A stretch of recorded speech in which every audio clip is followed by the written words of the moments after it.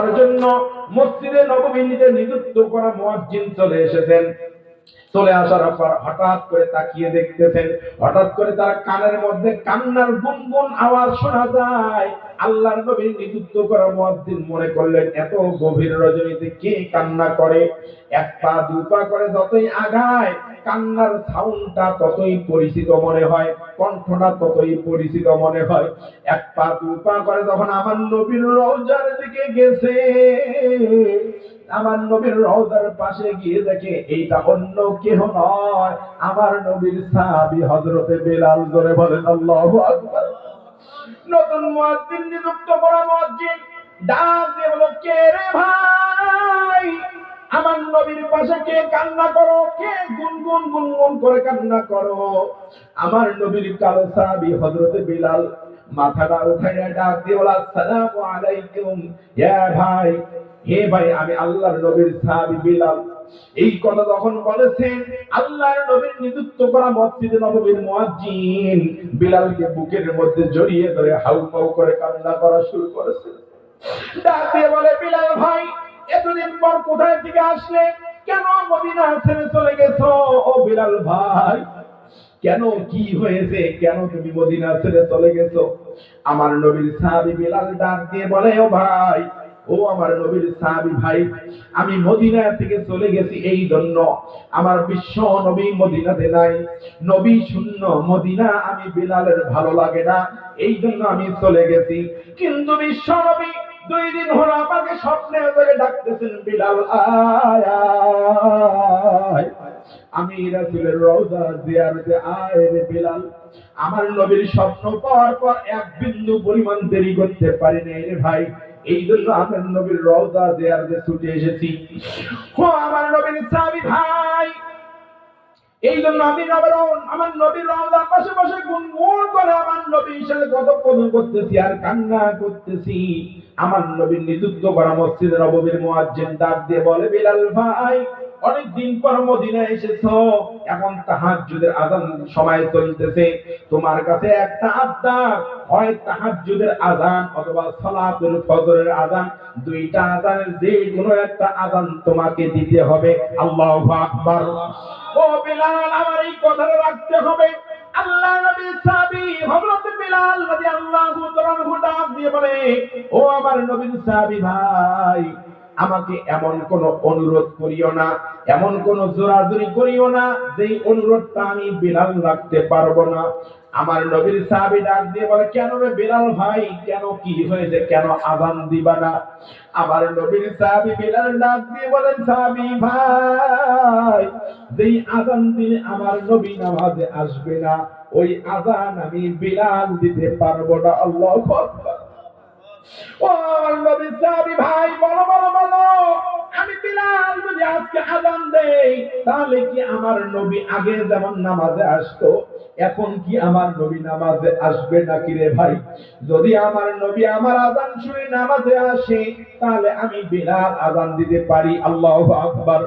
আমার নবীর সাহাবী বুঝতে পারলেন বেলালকে জোর করে কোনো কাজ হবে না। আমার নবীর নিযুক্ত করা মসজিদে নববীর মুয়াজ্জিন আমার বন্ধু তামাম মদিনাবাসীর মধ্যে এলান করে দিলেন, সালাতুল ফজরের নামাজে কে রে কোথায় আছো, কে নবীর সাহাবীরা কোথায় আছো? তোমরা শুনছনি নবীর মুয়াজ্জিন বিলাল মদিনায় ফিরে এসেছে। আল্লাহু আকবার। আমার নবীর সমস্ত সাহাবীরা ভারত থেকে বের হয়ে মসজিদে নববীর দিকে রওনা হয়ে গেছে। মসজিদে নববীতে গিয়ে একত্র হয়ে গেলেন। অসংখ্য অনেকগুলো সাহাবা একত্র হলেন। তার মধ্যে একজন সাহাবী হযরত সালমান ফারসি রাদিয়াল্লাহু তাআলা আনহু ডাক দিয়ে বলে, বেলাল ভাই, এতদিন পর মদিনায় ফিরে এসেছো, তোমার কাছে আবদার, আজকে সালাতুল ফজরের আযানটা তোমাকেই দিতে হবে। আল্লাহু আকবার। আমার নবীর সাহাবী বেলাল ডাক দিয়ে বলে, সালমান ফারসি ভাই, আমাকে জোর করিও না, জোরাজুরি করিও না, আমি আযান দিতে পারবো না। কারণ যেই আযান দিলে আমার নবী আসবে না নামাজে, ওই আযান আমি বেলাল দিতে পারবো না। আল্লাহু আকবার। আমার নবীর সাহাবী বুঝতে পারলেন আমাদের কথায় কোনো কাজ হবে না, যার কথায় কাজ হবে তাকে আনতে হবে। সেই মানুষ দুইটা হলো আল্লাহর নবীর দুইজন নাতি, ইমাম হাসান এবং হুসাইন রাদিয়াল্লাহু তাআলা আনহুমা। আল্লাহর নবীর সাহাবী সালমান ফারসি রাদিয়াল্লাহু তাআলা আনহু সমস্ত সাহাবাদের উদ্দেশ্য করে বলেন, ও নবীর সাহাবীরা, এখনই চলে যাও হযরত আলীর ঘরে, সেখানে গিয়ে তার দুই সন্তান ইমাম হাসান এবং হুসাইনকে খবরটা দাও, নবীর মুয়াজ্জিন বিলাল মদিনায় ফিরে এসেছে। আল্লাহু আকবার। আমার নবীর সাহাবী হযরত সালমান ফারসি রাদিয়াল্লাহু তাআলা আনহু সাহাবীদের ওয়াদা করলেন, দুই তিনজন সাহাবী আমার নবীর দুই নাতি ইমাম হাসান হুসাইনের বাড়ি থেকে রওনা হয়ে গেলেন। আমার বন্ধুগণ, যারা হজ করেছেন, হাজী বান্দা থাকলে বুঝতে পারবেন, বাবুস সালাম 7 নম্বর গেট বরাবর একটা ঘর ছিল। এই আমার বাজার বুঝতে পারবে, বাবুস সালাম 7 নম্বর গেট বরাবর একটা ঘর ছিল, যেই ঘরের মধ্যে বসবাস করতেন হযরত আলী। আমার বোন, বর্তমান ওই জায়গাটাকে মসজিদ বানিয়ে দেওয়া হয়েছে। এখন বর্তমান ওই মসজিদটার নাম হলো মসজিদে আলী। কথা বলেন, ওই মসজিদের নাম হলো মসজিদে আলী। ওই মসজিদের মধ্যে আমার বসবাস করতেন হযরত ইমাম হাসান হুসাইন ঘুমিয়েছিলেন। আল্লাহর নবী তিনজন সাহাবীকে ডাক দিয়ে বলেন, দরজায় নক করলেন, এ আল্লাহর নবী ইমাম হাসান হুসাইন, শুনছনি তোমার নবীর মুয়াজ্জিন বিলাল মদিনায় ফিরে এসেছে, জলদি করে মসজিদে নববীতে আসো। আল্লাহু আকবার। আল্লাহর নবীর দুই নবী ইমাম হাসান হুসাইন রাদিয়াল্লাহু তাআলা আনহুমা জলদি করে ঘুম থেকে উঠলেন, ওযু বানালেন, ওযু বানিয়ে মসজিদে নববীর দিকে দৌড় মারলেন। মসজিদে নববীতে গিয়ে দেখে আল্লাহর নবীর কালো সাহাবী বিলাল, পাগল সাহাবী বিলাল আমার নবীর রওজার পাশে পাশে এখনো গুনগুন গুনগুন করে কান্না করে। আল্লাহর নবীর দুই নবী ইমাম হাসান হুসাইন দিয়ে ডাক দিয়ে বলেন, নানার মুয়াজ্জিন, ও নানার মুয়াজ্জিন বিলাল, একটু মাথাটা উঠায়া দেখো, আমরা নবীর দুই নবী ইমাম হাসান হুসাইন এসেছি। আল্লাহু আকবার। আমার নবীর সাহাবী বিলাল মাথাটা উঠিয়ে যখন তাকিয়ে দেখলেন ইমাম হাসান হুসাইন, ইমাম হাসানের চেহারার দিকে একবার তাকায়, হুসাইনের চেহারার দিকে একবার তাকায়, হুসাইনের চেহারার দিকে একবার তাকায়, ইমাম হাসানের চেহারার দিকে একবার তাকায়, দুই চোখ বেয়ে টপ টপ করে পানিগুলো পড়ে। আল্লাহর নবীর দুই নাতি ইমাম হাসান হুসাইনকে ডাক দিয়ে বলে, ও আল্লাহর নবীর দুই নাতি, আসো আসো, আমি বিলালের বুকের মধ্যে আসো। আল্লাহর নবীর সাহাবী বিলাল দুই নাতি ইমাম হাসান হুসাইনকে বুকের মধ্যে দুই পাশে এইভাবে জড়িয়ে ধরলেন দুই হাত দিয়ে। আল্লাহর নবীর দুই নাতিও কান্না করে, Bilal top top top top করে পানিগুলো ছেড়ে কান্না করে। আল্লাহর নবীর সাহাবী বিলাল ইমাম হাসানের কপালে একবার চুমু খায়, ইমাম হুসাইনের কপালে একবার চুমু খায়, একবার ঠোঁটের মধ্যে চুমু খায়, একবার চেহারার দিকে দেখে, আরেকবার হুসাইনের চেহারার দিকে তাকায়। সাহাবীরা ডাক দিয়ে বলে, ও বিলাল, কেন এমন করতেছো? কেন একবার চেহারার দিকে তাকাও, কেন আরেকবার হুসাইনের চেহারার দিকে তাকাও? হযরতে বিলাল ডাক দিয়ে বলে, সাহাবীরা তোমরা বুঝবা না, আমার নবীর যে চেহারা মুবারক ছিল, আমার নবী দেখতে যেমন ছিল হুবাহু চেহারাটা পেয়েছিল আমার নবীর দুই নাতি ইমাম হাসান হুসাইন। তার মানে আমার নবীকে দেখার তৃষ্ণা সাহাবীরা ইমাম হুসাইন এবং হাসানকে দেখে মিটাইতেন। আল্লাহু আকবার। আমার নবীর চেহারা মুবারক ইমাম হাসান এবং হুসাইনের মাঝে বিদ্যমান ছিল। আমার নবীর সাহাবী বিলাল ইমাম হাসানের দিকে একবার তাকায়, হুসাইনের দিকে একবার তাকায়, ইমাম হাসানের কপালে একবার চুম্বন দেয়, ইমাম হাসানের কপালে একবার চুম্বন দেয়। দুই নাতিকে দুই ভাবে বুকের মধ্যে জড়িয়ে দুইজনে হাউমাউ করে কান্না করে। ইমাম হাসান হুসাইন ডাক দিয়ে বলে, নবীর মুয়াজ্জিন, আমার নবী যখন মদিনায় ছিল সর্বপ্রথম তোমাকে মুয়াজ্জিন নিযুক্ত করেছিল। ও নবীর মুয়াজ্জিন, কতদিন হয়ে গেল তুমি মদিনাতে নাই, মদিনা ছেড়ে চলে গেছিলে, আজকে তুমি ফিরে এসেছো।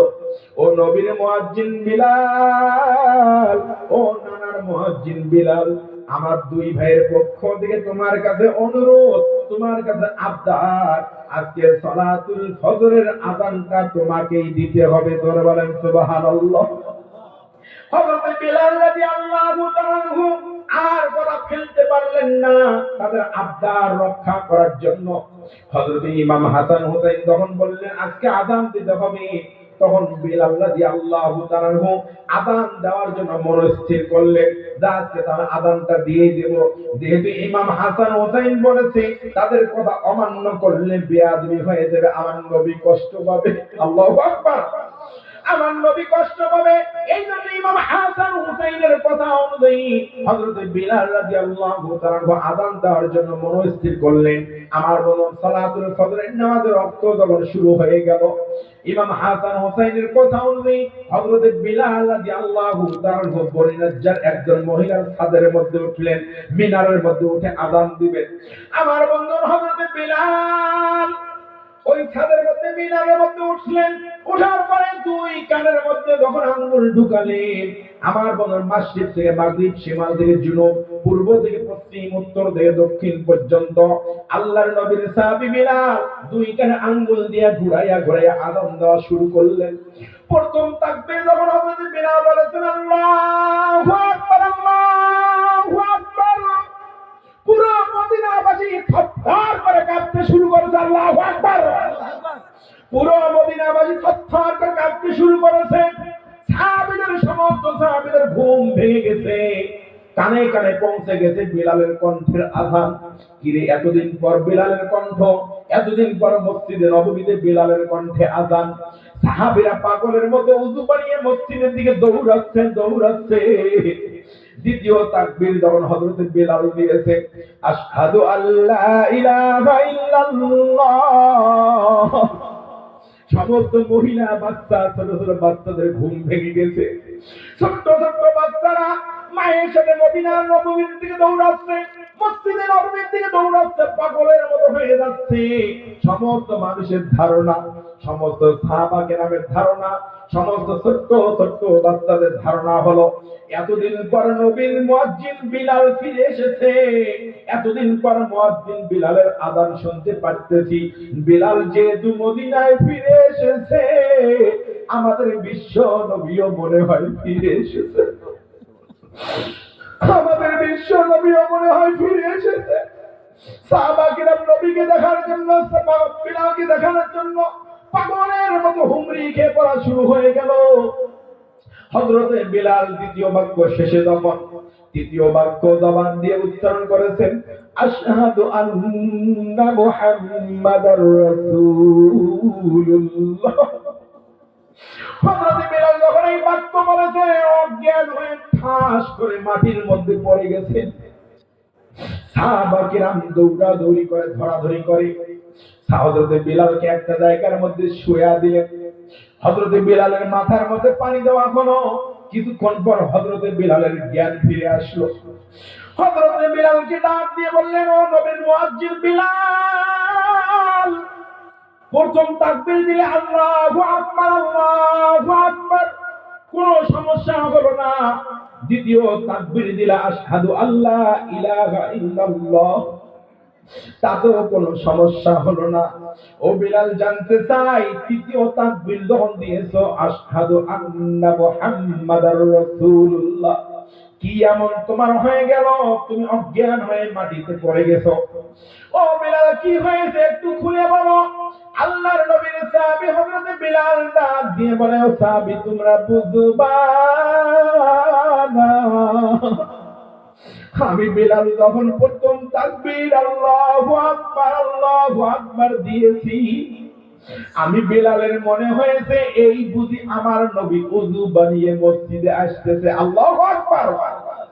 ও নবীর সাহাবীরা দ্বিতীয় তাকবীর যখন দিয়েছি, আশহাদু আল্লা ইলাহা ইল্লাল্লাহ, আমি বিলালের ধারণা হয়েছে এই বুঝি আমার নবী মসজিদে নববীতে প্রবেশ করলো নামাজের জন্য। আল্লাহু আকবার।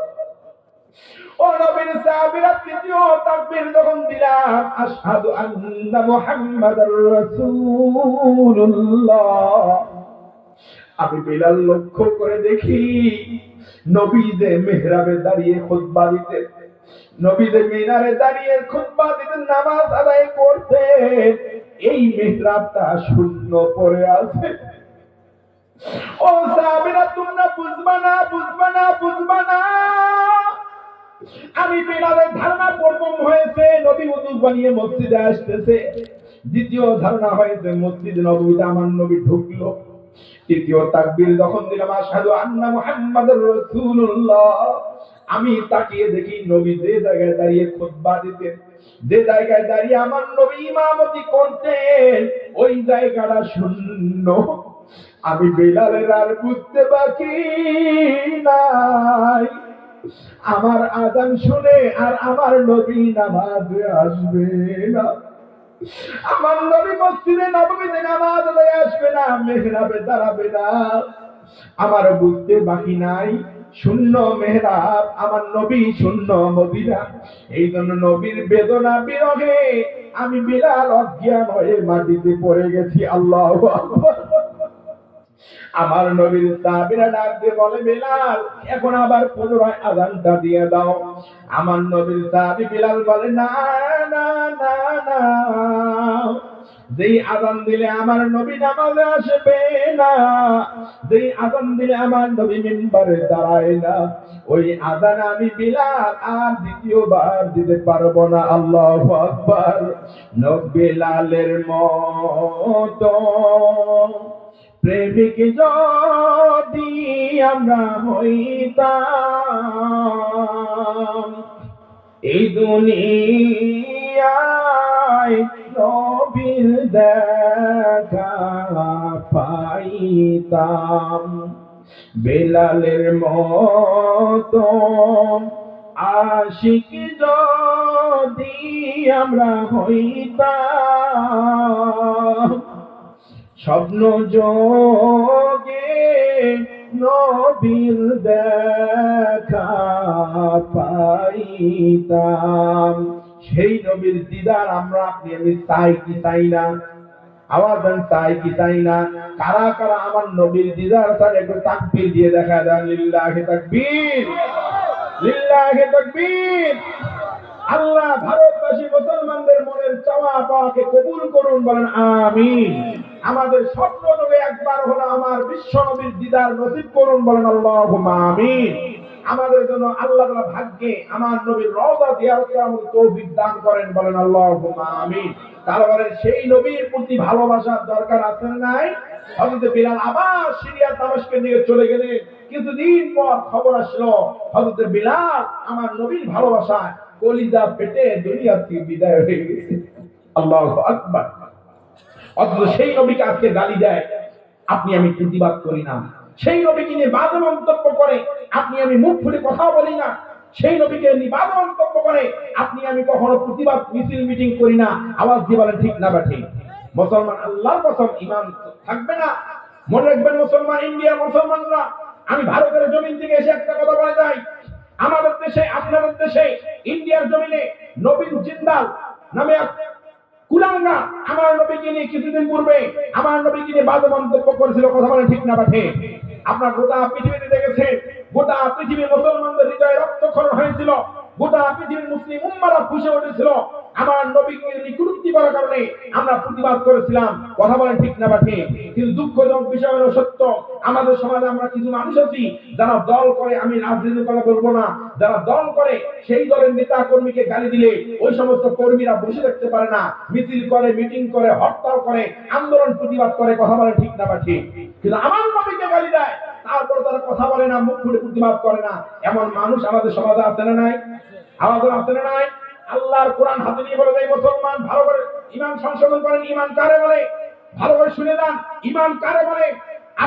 আপনি যে দল করেন সেই দলের নেতা কর্মীকে কেউ যদি গালি দেয়, আপনি যদি কর্মী হয়ে প্রতিবাদ না করেন, আল্লাহর কোরআন হাতে নিয়ে বলে দেয় ঈমান চলে যাবে না। আপনি যে পীরের মুরিদ, ওই পীর সাহেবকে কেউ যদি গালি দেয়, আপনি মুরিদ হয়ে যদি প্রতিবাদ না করেন, ঈমান চলে যাবে না। আপনি আমি যে মা বাবার সন্তান, সেই মা বাবাকে নিয়ে কেউ বাজে মন্তব্য করলে, গালিগালাজ করলে, সন্তান হয়ে প্রতিবাদ না করলে ঈমান চলে যাবে না। কিন্তু আপনি আমি যে নবীর উম্মত, আমার নবীকে নিয়ে কেউ কুরুক্তি করলে, বাজে মন্তব্য করলে, উম্মত হয়ে যদি প্রতিবাদ না করেন, আল্লাহর কসম, আল্লাহর কসম, ওয়াল্লাহি তাল্লাহি বিল্লাহি, ঈমান থাকবে না, থাকবে না, থাকবে না। কথা বলেন ঠিক না বাঠে? ঈমান থাকবে না। আমার নবীকে নিয়ে কটূক্তি করলে আপনাকে উম্মত হয়ে সাধ্য অনুযায়ী সামর্থ্য অনুযায়ী আপনাকে প্রতিবাদ করতেই হবে। এটা ইমানের দায়িত্ব। কথা বলেন ঠিক না ঠিক? কিন্তু এই ইমান নামক সম্পদ আমাদের অনেকের নাই। আজকে যদি আমাদের সমাজে পিসার মাপা মেশিন আছে না নাই? কথা বলেন, কথা কি আমার বুঝতে কষ্ট হচ্ছে আপনাদের? আমাদের সমাজে প্রেসার, আমাদের প্রেসার হয়, এটা ডাক্তারের কাছে গিয়ে মাপার একটা যন্ত্র আছে না নাই? এই প্রেসার দিয়ে ডক্টর মাপার পরে ডক্টর আপনাকে দুইটা রেজাল্ট দেয়। কয়টা? আমাদের কয়টা? একটা, আপনার প্রেসার হয়েছে হাই অথবা, কথা বলেন লো, হাই অথবা লো। প্রেসার মেশিন মাপিয়ে আপনাকে বলে আপনার প্রেসার হয়েছে হাই অথবা আপনার প্রেসার লো, এই দুইটা রেজাল্ট দেয়। কিন্তু আমি মনে করি আজকে ওই যেমন প্রেসার মাপার মেশিন আছে বিধায় প্রেসার আপনার আমার বোঝা যায় আপনার প্রেসার হাই না লো, স্লো না ঊর্ধ্ব গতিতে। আল্লাহর কসম করে বলি, ইমান মাপার মেশিন যদি থাকতো, ইমান মাপার মেশিন যদি থাকতো, ইমান মাপার মেশিন যদি থাকতো, আজকে আমাদের সমাজের যে অবস্থা, এই ইমান মাপার মেশিন দিয়ে চেক করে দেখা যাইতো অনেক মুসলমান ইমান একেবারেই জিরো। কথা বলে ঠিক না বাসে? তাহলে ইমান মাপার যন্ত্র আছে কিন্তু আমরা কাজে লাগাই না। এই ইমান মাপার যন্ত্রের নাম কি বলেন তো? আল কোরআন। ইমান মাপার যন্ত্রের নাম হলো আল কোরআন। এটা কোনো স্বর্ণ, এটা কষ্টি পাথর, এর সঙ্গে যারাই লাগবে তারাই সম্মানিত হবে, এর কাছে যারা আসবে তারাই সম্মানিত হবে, তাদের মর্যাদা আবার আল্লাহ বাড়িয়ে দেবেন। আল্লাহু আকবার। এই কিতাবটার দাম কম না বেশি? আমাদের কম না বেশি? বেশি। এটার সম্মান কম না বেশি? অনেক বেশি।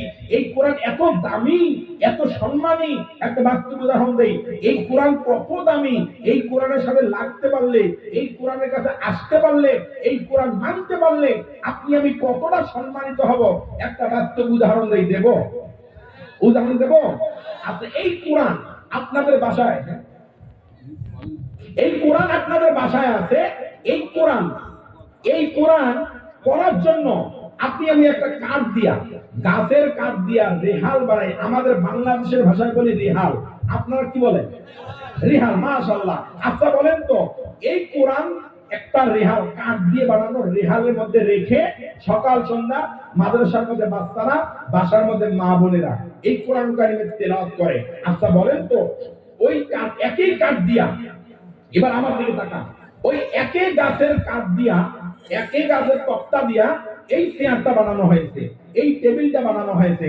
আচ্ছা বলেন, আপনার আমার জীবনে কোনোদিন এই চেয়ারে পা লাগলে, এই টেবিলের মধ্যে পা লাগলে, এটা ইচ্ছাকৃত হোক বা অনিচ্ছাকৃত ভাবে হোক, আচ্ছা বলেন এই টেবিলের মধ্যে অথবা চেয়ারের মধ্যে পা লাগার পর কোন ব্যক্তি এই চেয়ার অথবা টেবিলকে ছুঁয়ে কখনো সালাম করেছেন, সম্মান করেছেন? করেন নাই। কিন্তু এই চেয়ার অথবা কাঠের সামান্য একটা টুকরা দিয়া এই কোরআনের রেহাল বানিয়েছেন, কোরআনটা রেখে পড়ার জন্য রেহাল বানিয়েছেন। আচ্ছা বলে, এই কোরআনের রেহালটা যদি কোনো কারণে, অসতর্কতা কারণে যদি আপনার আমার পা লেগে যায় অথবা হাত থেকে মাটিতে পড়ে যায়, এটাকে তুলে চুমু খায়, বুকে লাগায়, কপালে লাগায়, কি লাগায় না? লাগায় কি লাগায় না? কারণটা কি? একই কাঠের চেয়ার, একই কাঠের টেবিল, একই কাঠ দিয়ে রেহাল বানানো হলো। এটাতে পা লাগলে আপনি কখনো সালাম করেন না, সম্মান করেন না, চুম্বন করেন না, কপালও লাগান না, বুকও ঠেকান না। কিন্তু সামান্য একটা টুকরা কাঠ, এটাকে আপনি চুম্বন করেন, চুমু খান, কপালে লাগান, বুকে লাগান। তার কারণটা কি? এই কাঠ হতে পারে সামান্য কাঠ, কিন্তু ওই কাঠটাও একই কাঠ, কিন্তু ওই কাঠটা ছোট্ট কাঠ হওয়া সত্ত্বেও ওটা এই কোরআনের সঙ্গে লাগার কারণে, কোরআনের সংস্পর্শে আসার কারণে কোরআন যেমন সম্মানী, ওই কাঠটাও হয়ে গেছে সম্মানী। আল্লাহু আকবার। তাহলে এই কোরআনের সম্মানে ওই সামান্য কাঠের টুকরাটার সম্মান বাড়িয়ে দিয়েছেন কে? আল্লাহ। এবার বলেন, আপনার আমার গায়ে যে কাপড় আছে, কেউ শার্ট করেছেন, কেউ প্যান্ট করেছেন, কেউ মনে করেন পাঞ্জাবি গায়ে দিয়েছেন। আচ্ছা, এটা কাপড়ের তৈরি, কিসের তৈরি? কাপড়ের তৈরি। আচ্ছা বলেন, এই কাপড়টা কখনো আপনি আমি চুম্বন করেছি, ঠোঁটে লাগাইছি, কপালে লাগাইছি, এমন করেছি কেউ? লুকাইনি। বরং পারলে কি করি, এটা যখন গা থেকে আমরা খুলে যেখানে সেখানে ফালায় দেই। ময়লা হলে তো আর কোনো কথাই নাই। কথা বলে ঠিক না ব্যাঠি? ফালায় দেই, এটা যেখানে সেখানে ফালায় দেই। এটাকে কখনো সম্মান করি না, চুম্বন করি না, ঠোঁটে লাগাই না, কপালে লাগাই না। আল্লাহর কোরআনের সঙ্গে একই কাপড়, এই কাপড় একই কাপড় পাঞ্জাবি বানানোর পর, প্যান্ট বানানোর পর অতিরিক্ত হয়ে গেছে, ওই একই কাপড় দিয়ে মাত্র 1 গজ অথবা 1.25 গজ, হাফ গজ কাপড় দিয়া আল্লাহর কোরআনের একটা কভার বানিয়ে নিয়েছেন, একটা ঢাকনা বানিয়ে নিয়েছেন। আমাদের বাংলাদেশের ভাষায় আমরা বলি খোল অথবা কভার। এই কভারটা বলেন তো কোনো কারণে যদি হাত থেকে খুলতে গিয়ে পড়ে যায়, এই কাপড়টাকে আপনি আমি সম্মান করি কি করি না? চুম্বন করি, কপালে লাগাই, আহারে বেয়াদবি মনে হয় হয়ে গেল। কারণটা কি? একই কাপড়ের জামা, একই কাপড়ের পাঞ্জাবি, প্যান্ট, লুঙ্গি, এগুলো আমরা কখনো সম্মান করি না, চুম্বন করি না, যেখানে সেখানে ফালায় দেই। আর একই কাপড় দ্বারা তৈরি কোরআন শরীফের রেহা, কোরআন শরীফের কভার, এটা মাটিতে পড়লে আমরা চুম্বন করি। কারণ ওই কাপড়ের আসলেই কোনো দাম ছিল না আমার কাছে। ওই কাপড়টা কোরআনের সাথে লেগে দেওয়ার কারণে, কোরআনের সংস্পর্শে আসার কারণে, কোরআনের সাথে খাপ খাওয়ার কারণে, ওই কোরআনের সম্মানে আমার আল্লাহ তাআলা কাপড়টারও সম্মান বাড়িয়ে দিয়েছেন। কথা বলেন ঠিক না বা ঠিক? তাহলে বলেন, এই যে কোরআনের সাথে সাধারণ কাঠ লাগলে কাঠের দাম বেড়ে যায়, একটা সাধারণ কাপড় লাগলে কাপড়ের দাম বেড়ে যায়। ও মুসলমান, আপনি আমি যদি এই কোরআন মানি, কোরআনের সংস্পর্শে থাকি, আপনার আমার দাম কমবে না বাড়বে? আমাদের কমবে না বাড়বে? তাহলে এই কোরআনের সংস্পর্শে আসার দরকার আছে না নাই? নামাজ পড়ে না নামাজ ছাড়া? নামাজ পড়ে নামাজ ছাড়া? নামাজ পড়ে। এখন আসলে আমি মূল আলোচনায় যাচ্ছি। এখন বলেন, আমাদের সমাজে নামাজি অথবা বেনামাজি আছে না নাই? কথা বলতে আছে না নাই?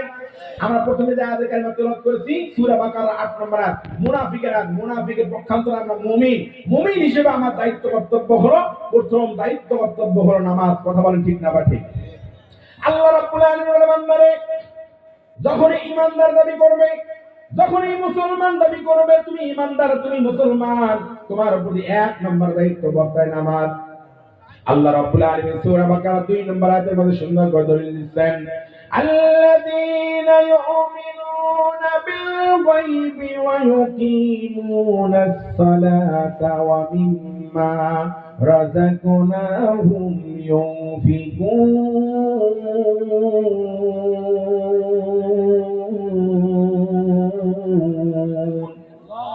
আল্লাহ রাব্বুল আলামিন বলেন, আল্লাযীনা ইউমিনুনা নিশ্চয় ঈমান এনেছে, ইউমিনুনা বিল গায়ব, অদৃশ্যের প্রতি ঈমান এনেছে। আল্লাহ তাআলাকে দেখা যায় না, ধরা যায় না, ছোঁয়া যায় না, আল্লাহকে বিশ্বাস করতে হয়, আল্লাহকে অনুভব করতে হয়। আমার আল্লাহকে যারা বিশ্বাস স্থাপন করে ঈমান এনেছে, তাদের 1 নাম্বার দায়িত্ব হলো ইউমিনুনা বিল গায়ব ওয়া ইউকিমুনাস সালাত, তারা নামাজ কায়েম করবে। ও মুসলমান, একটু পর আলোচনা শুনলে বুঝতে পারবেন, এই আলোচনা হয়তো আপনার জীবনে কখনো শোনেন নাই। এমন একটা তথ্য আপনাদেরকে আজকে দিয়ে যাব, এমন একটা ক্যালকুলেশন করে দিয়ে যাব, এমন একটা হিসাব আপনাদের কাছে দিয়ে যাব, যেই হিসাবটা আপনি জীবনে কোনো আলেমের মুখে শোনেন নাই, আপনি নিজেও এই হিসাবটা কখনো করেন নাই। একটু পর আসতেছি সেই আমলটা, সেই হিসাবটা কি, সেই তথ্যটা কি। আমার বন্ধুগণ, আল্লাহ বলেন, আল্লাযীনা ইউমিনুনা বিল গায়বি ওয়া ইউকিমুনাস সালাত, নামাজ প্রতিষ্ঠা করবে। কিন্তু নামাজ প্রতিষ্ঠা করা তো দূরের কথা, নামাজ কায়েম করা তো দূরের কথা, নামাজই পড়ে না এমন মুসলমান আমাদের সমাজে আছে না নাই? নামাজই পড়ে না মুসলমান দাবি করে, নামাজই পড়ে না ইমানদার দাবি করে। এই সমস্ত বেনামাজি যারা হবে, যারা সালাত ত্যাগ করবে, যারা নামাজ ছেড়ে দিবে, এদের ভয়াবহতা কি রকম হবে আল্লাহর কোরআন থেকে গবেষণা করে বের করেছি। আজকে আমার আলোচনার বিষয় হলো সালাত ত্যাগকারীর ভয়াবহ পরিণাম তথা বেনামাজির ভয়াবহ পরিণাম কি কি। আমি আল্লাহর কোরআন গবেষণা করে পেয়েছি, সালাত ত্যাগকারী তথা নামাজ ত্যাগকারীর ভয়াবহ পরিণাম হলো 5টি। আওয়াজ দিয়ে বলেন কয়টি? সালাত ত্যাগকারী যারা নামাজ ছেড়ে দেয়, যারা নামাজ আদায় করে না, এদের যে ভয়াবহতাগুলো হবে, এটা আমি আল্লাহর কোরআন নবীর হাদিস গবেষণা করে পেয়েছি। এদের ভয়াবহ পরিণাম হলো 5টি। আওয়াজ দেন কয়টি? এই 5টা শোনা পর্যন্ত থাকবেন তো ইনশাআল্লাহ? কারা কারা থাকবেন? আলহামদুলিল্লাহ, তাকবীর। আল্লাহ কবুল করবেন, আল্লাহুম্মা আমিন। কিছু মানুষ হাদিস শুনতেছে, দ্রুত আসে, ইনশাআল্লাহ একটু আলোচনা শুনে বুঝতে পারবেন সালাত ত্যাগকারী তথা নামাজ ত্যাগকারীর ভয়াবহ পরিণাম 5টি। 1 নম্বর ভয়াবহ, ভালো করে কান লাগান। 1 নম্বর ভয়াবহ পরিণাম হলো এরা আল্লাহর তৈরি জাহান্নামী। এখন আওয়াজ দিয়ে বলেন, যারা নামাজ আদায় করে না, নামাজ যারা ছেড়ে দেয়, এরা জান্নাতি না জাহান্নামী? জান্নাতি না জাহান্নামী? জাহান্নামী। এটা আমার বক্তব্য না আল্লাহর বক্তব্য? আল্লাহর বক্তব্য কোরআন থেকে নিতে হবে। আল্লাহ রাব্বুল আলামিন বলেন, বান্দারে এই যারা সালাত ত্যাগ করবে, নামাজ ছেড়ে দিবে, এদের ভয়াবহ পরিণাম হলো পাঁচটি। তার মধ্যে এক নম্বর ভয়াবহ পরিণাম হলো এরা জাহান্নামী। আল্লাহ রাব্বুল আলামিন তার দলিল দিয়েছেন সূরা মুদ্দাসসিরের 40 থেকে 47 নম্বর আয়াত, 29 নম্বর পারা, 18 নম্বর পৃষ্ঠা, 10 নম্বর লাইন, 1 নম্বর রুকুর মধ্যে আল্লাহ তাআলা সুন্দর করে জানিয়ে দেন, ফি জান্নাতি ইয়াতাসালুনা আনিল মুজরিমিন মা সালাকাকুম ফি সাকার ক্বালু লাম নাকু মিনাল মুসাল্লিন ولم نكن نطعم المسكين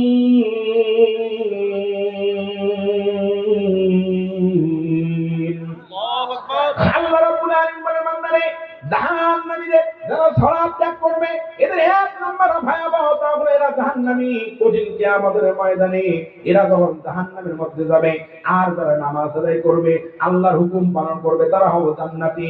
এরা যখন জান্নাতে যাবে, জান্নাতে যাওয়ার পর লক্ষ্য করে দেখবে তার জাহান্নামের মধ্যে তার আপন রক্তের ভাই, জাহান্নামের মধ্যে আপন রক্তের বোন, জাহান্নামের মধ্যে তার দাদা, জাহান্নামের মধ্যে তার নানা, জাহান্নামের মধ্যে তার বাবা, জাহান্নামের মধ্যে তার মা, জাহান্নামের মধ্যে তার খালা, জাহান্নামের মধ্যে তার খালু, জাহান্নামের মধ্যে তার আত্মীয় স্বজন, জাহান্নামের মধ্যে তার ব্যবসার বন্ধু, জাহান্নামের মধ্যে তার ক্লাস ফ্রেন্ড, জাহান্নামের মধ্যে তার বাল্যকালের বন্ধু, জাহান্নামের মধ্যে তার অনেক ঘনিষ্ঠ ব্যক্তি। তখন আল্লাহর বান্দা ওই জান্নাত থেকে তাদের উদ্দেশ্যে প্রশ্ন করবেন, ও ভাই, ও চাচা, ও জ্যাঠো, ও ফুফা, ও খালা খালু, ও নানা নানি, ও দাদা দাদু, ও ভাই বন্ধুরে, একসাথে দুনিয়ার জমিনে বসবাস করেছি, একে পরিবারে বাস করেছি, একে এলাকায় বাস করেছি, আজকে আমি জান্নাতি, আজকে তুমি কেন জাহান্নামী? আজকে কোন কারণে তুমি জাহান্নামে এসেছো? কেন তুমি জাহান্নামের আসামি হয়েছো? আল্লাহর কোরআন সঙ্গে সঙ্গে বলতেছেন বান্দারে ওই সমস্ত জাহান্নামীদের জবান আমার আল্লাহ তাআলা খুলে দিবেন। জাহান্নামীরা সেদিন আল্লাহর কোরআন দিয়ে বক্তব্য দিবে, সেদিন ইংরেজি দিয়ে উত্তর দিবে না, হিন্দি দিয়ে উত্তর দিবে না, বাংলা দিয়ে উত্তর দিবে না। জাহান্নামীরা জান্নাতীদের প্রশ্নের জবাব দিবে আল্লাহর কোরআন দিয়ে। ধরে বলেন সুবহানাল্লাহ। জান্নাতীরা জিজ্ঞেস করবেন, মা সালাকাকুম ফি সাকার, কেন তোমরা সাকার নামে জাহান্নামের মধ্যে এসেছো? কোন কারণে আজকে জাহান্নামের আসামি? কেন তোমরা জাহান্নামে এসেছো? জাহান্নামের এক নম্বর জবাব দিবে, ক্বালু লাম নাকু মিনাল মুসাল্লিন। এক নম্বর জাহান্নামে আসার পিছনে কারণ হলো ওয়ালা ক্বালু লাম নাকু মিনাল মুসাল্লিন, দুনিয়ার জমিনে আমরা মুসল্লি ছিলাম না, তার মানে নামাজি ছিলাম না। মসজিদের মধ্যে মুয়াজ্জিন আমাদেরকে নামাজের জন্য ডেকেছে, আমরা নামাজে যাই নাই, নামাজে না গিয়ে বাজারে গিয়েছি, নামাজে না গিয়ে মদের আড্ডায় গিয়েছি, তাসের আড্ডায় গিয়েছি, জুয়ার আড্ডায় গিয়েছি, নামাজ আদায় করি নাই। লাম নাকু মিনাল মুসাল্লিন, দুনিয়ার জমিনে আমরা মুসল্লি ছিলাম না, নামাজি ছিলাম না। এই জন্য আজকে আল্লাহ তৈরি জাহান্নামের মধ্যে এসেছি। জাহান্নামে যাওয়ার জন্য কয়েকটা কারণ রয়েছে। এক নম্বর কারণ হলো নামাজ আদায় করে নাই। দুই নম্বর কারণ হলো ওয়ালাম নাকুনু তুইমুল মিসকিন, দুই নম্বর হলো ইতিম মিসকিনদেরকে খাদ্য দেই নাই, তার মানে নিজেরাই পেট পুরে খাইছি, নিজেরাই পেট ভর্তি করে খাইছি। আমার বাড়ির পাশে, আমার ঘরের সাথে, আমার গ্রামে অনেক বাড়ি রয়েছে, অনেক গরিব অসহায় মানুষ রয়েছিল, ইতিম মানুষ ছিল, তাদেরকে খাদ্য দেই নাই, তাদের খোঁজ খবর নেই নাই, বরং কি করেছি, ওয়ালাম নাকু নুতইমুল মিসকিন, ইতিম মিসকিনদেরকে খাদ্য না দিয়া নিজেরাই পেট পুরে খেয়েছি। তিন বেলা মাছ মাংস কোরমা পোলাও খাইছি, কিন্তু পাশের গ্রামে একটা গরিব অসহায় মা, পাশের গ্রামে একটা গরিব গরিব পরিবার, গরিব ফ্যামিলি, তারা না খেয়ে দিন পার করেছে, তাদের খোঁজ খবর নেই নাই। এই জন্য আজকে জাহান্নামে এসেছি। আল্লাহ রাব্বুল আলামিন বলে, বান্দারে এই সমস্ত মানুষগুলো গরিব মিসকিনদেরকে খাদ্য দেয় না। আবার কিছু মানুষ আছে গরিব মিসকিনদেরকে খাদ্য তো দেয় না, বরং গরিব মিসকিনের হক নষ্ট করে, গরিব মিসকিনের বাকি সম্পদগুলো নিজের নামে খায়। কথা বলে ঠিক না বা ঠিক?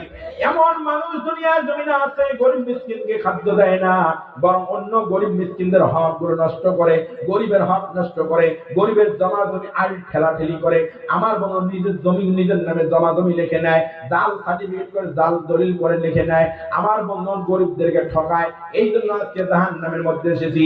তিন নম্বর জাহান্নামে আসার কারণ হলো ওয়া কুন্না নাখুদু মাআল খায়দিন। তিন নম্বর জাহান্নামে আসার কারণ হলো দুনিয়া দুনিয়ার জমিনে আমরা সমালোচনাকারী ছিলাম, দুনিয়ার জমিনে আমরা গীবতকারী ছিলাম, দুনিয়ার জমিনে আমরা চগলকারী ছিলাম, আমরা আলেমদের সমালোচনা করেছি, আমরা অন্য মুসলমানদের সমালোচনা করেছি, চায়ের আড্ডায় যখন বসেছি, চায়ের দোকানে হোটেলের মধ্যে বসেছি, চা খেয়েছি, সিগারেট খেয়েছি, ওখানে বসে বসে অন্যের সমালোচনা লিপ্ত হয়েছিলাম, অন্যের গীবতে লিপ্ত ছিলাম, অন্যের চুগলখড়ি করেছিলাম। এই জন্য আজকে আমরা এই জন্য জাহান্নামের মধ্যে এসেছি। জোরে বলেন নাউযুবিল্লাহ। এখন বলেন আমাদের সমাজে অন্যের সমালোচনাকারী এমন মানুষ আছে না নাই? আমাদের আছে না নাই? নিজে অনেক খারাপ, নিজে এতটা খারাপ, এতটা জঘন্য, এটা একটা বারের জন্য চিন্তা ভাবনা করে না, কিন্তু অন্য মানুষের সমালোচনা, অন্য মানুষের পরনিন্দা, অন্য মানুষের গীবত, অন্য মানুষের চগলখড়ি, এগুলো নিয়ে সে সবসময় ব্যস্ত আছে। এমন মুসলমান মনে হয় আমাদের সমাজে নাই। আপনাদের ইন্ডিয়ায় আছে? আমি এদের উদাহরণ দিই মাঝে মাঝে। আমাদের এলাকায় ওই যে আটা চাইলায় অথবা ধান চাইলে, এটারে আপনার কি বলেন? দাতা, চালনি, চালনি। মাশাআল্লাহ, ওই ধানের সময় দেখবেন ধান চালনি দেয় অথবা ধান আটা, চাউল আটা করে নিয়ে আসে, এটাকে ছেঁচনি দেওয়ার জন্য একটা আমরা আমাদের এলাকায় বলি চালনি। আপনারা কি বলেন? চালনি। মাশাআল্লাহ। বলেন তো চালনির ছিদ্র কম না বেশি? একটু আমাদের চালনির ছিদ্র, ছোট ছোট ছিদ্র, এটা কম না বেশি? একটা না অনেকগুলো? হাজার হাজার। এই ছিদ্রের অভাব নাই। কথা বলে ঠিক না ভাই? ঠিক। এখন আরেকটা জিনিস, মা বোনরা যারা আছে, আপনার আমার মা বোন, এই জিনিসটা এরা ব্যবহার করে। আপনার শরীরের কাপড়, আমার কাপড়, এটা যদি ছিঁড়ে যায় অথবা যে কোনো জায়গায় ফেটে যায়, এটা সেলাই করে অথবা কাটা সেলাই করে, এজন্য একটা সুইচ ব্যবহার করে। আমাদের এলাকার ভাষায় বলি আমরা সুই। আপনারা কি বলেন? সুই। আচ্ছা বলেন তো সুইয়ের পিছনে ছিদ্র কয়টা? একটু সবাই বলেন, সুইয়ের পিছনে ছিদ্র কয়টা? একটা। আর চালনির পিছনে হাজার হাজার। এখন চালুনি সুইকে ডাক দিয়ে বলে, সুই ভাই, তোমার অভ্যাস এত খারাপ, তুমি এত খারাপ, এত বাজে চরিত্রের লোক তুমি। সুই ডাক দিয়ে বলে, কেন ভাই, কি হয়েছে? তুমি তাকিয়ে দেখো, তোমার পিছনে একটা ছিদ্র। কয়টা ছিদ্র? এখন সুই ডাক দিয়ে বলে, আর আহাম্মক, তুই আমাকে বলতেছিস আমার চরিত্র খারাপ, তুই আমাকে বলতেছিস আমার অভ্যাস খারাপ, কারণ আমার পিছনে একটা ছিদ্র। আরে আহাম্মক, তোর দিকে একবার তাকিয়ে দেখ, আমার তো ছিদ্র একটা আর তোর তো ছিদ্র হাজার হাজার। কথা বলে ঠিক না বেঠে? এইরকম লোক আমাদের সমাজে আছে। ওর চরিত্র এতটা খারাপ, এতটা বাজে লোক, এতটা অহংকারী, এতটা লম্পট, দুশ্চরিত্রহীন, সমাজের মানুষ কেউ দাম দেয় না, কেউ সম্মান করে না, এতটা খারাপ, গরিবের হক নষ্ট করে, মানুষের উপর জুলুম করে, আলেমদের উপর জুলুম করে, আলেমদের নামে মিথ্যা মামলা দেয়, ইসলাম বিদ্বেষী, কোরআন বিদ্বেষী, ওর অভাব নাই দোষের। কিন্তু ওই লোকগুলো দেখবেন সাধারণ একজন মানুষের দোষ ত্রুটি নিয়ে সমালোচনায় লিপ্ত হয়, তার মানে চালুনি হয়ে সুইকে ওয়াজ করে। কথা বলে ঠিক না বাঠে? এই সমস্ত মানুষ শুধু মানুষ নয়, এই অভ্যাসটা কিন্তু আমাদের বাংলাদেশের কথা বলি, আপনাদের ইন্ডিয়ার কথা না। এই অভ্যাসটা পুরুষের সাথে চাইতে দিতে মহিলাদের মাঝে বেশি। 4-5 জন মহিলা, 4-5 জন মহিলা যদি একখানে বসে, 4-5টা গ্রামের খবর ওদের মুখে। কথা বলেন না কেন? দেখবেন এত সমালোচনা, কার মেয়ে, কার ঝি, কার কন্যা, কার মা, কার বোন কোথায় কি করেছে না করেছে, 4-5 জন মহিলা একখানে হলে এত গদুর, মানে এত কথা এদের মুখে জমা হয়, তার শেষ থাকে না। কথা বলেন ঠিক না বাঠে? আমার বন্ধু, এই জন্য আল্লাহ বলেছেন বান্দারে যে তোমরা মানুষের সমালোচনাকারী হয় না। ওয়াকুন্না নাকুদু মাল খায়দিন। দরবান আল্লাহু আকবার। লিল্লাহি তাকবীর, লিল্লাহি তাকবীর। বক্তা ভাইয়ের আগমন, শুভেচ্ছা, স্বাগত। লিল্লাহি তাকবীর, শুভেচ্ছা, স্বাগত। আল্লাহ কবুল করবেন, আল্লাহুম্মা আমিন। এবার বলেন, বেনামাজি তথা সালাত ত্যাগকারী ভয়াবহ পরিণাম কয়টি? 5টি। কথা বলেন কয়টি? 5টি। বাকি আছে এখনো, 1 নম্বর হলো বাকি আছে কয়টি? আমাদের বাকি আছে এখনো কয়টি? 4টি। মেহমান এসে গেলে হয়তো বলার সুযোগ হবে না, এর বাদে হ্যাঁ বলবো। মাশাআল্লাহ, আপনারা দেখি অনেক ভক্ত, আলহামদুলিল্লাহ। একটু চাপি চেপে বসেন, পিছনে ভাই থেকে বসেন, শুরু করে দেন। একটু জিকির করেন, লা ইলাহা ইল্লাল্লাহ লা ইলাহা ইল্লাল্লাহ